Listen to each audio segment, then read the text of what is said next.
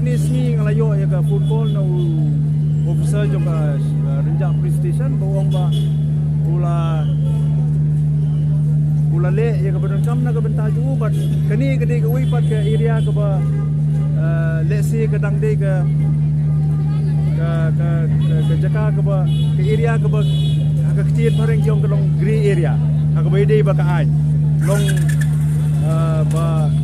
kumno ba watang ba pinto pit wa ye di kamde ka basuk namar ba kadai ba ka cyber law ba ka cyber space te kamde ka basuk Giong ba tu ka kathai ka present mi ka video ka le live umur ba ya kata te nga nang ban ong ye dindre nga yang me ka nong rim ba kadon ka jingkren tomet persah ya tu ka kathai but kidon ru ki komen ki ba long ko ba berngem ya ka di tangkata di kai ka ba ka le ka jingim simet ngam don ni banong dindre abong ong ya ka briu ka bomot ka kentup ki kathai baro ba kamdei bandan ke jingle tomet ke jingkren ben ke jing berngem ke jing berset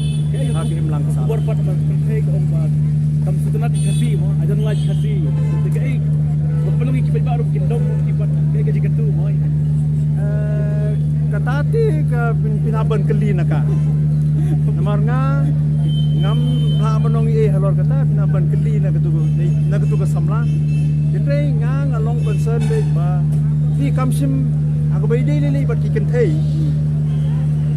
ke jing berngem ke jing berset ke jing penting ko tempani ye kiken thei kamdei ke ba dang menta ke dei ke ba aslam mat ke ba sosi kolong ba kadang yai biteng adu menta kita kita pun ki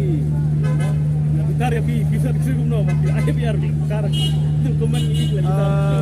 ngade ubriu banget ha ke jing lai loi but nyidon ye ko hok ban penpau yala ke jong ke jing smau ke jongi ban ni im hagari ke balai loi ban ngandei ru wei ban nong song snong ba pinong ba tang na ka daw ba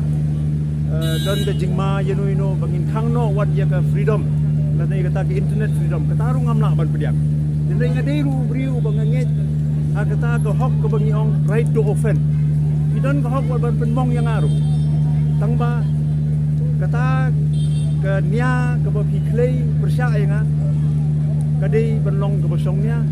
ke bosong an ba ke bosong nong rim tang kata boleh sebut bisa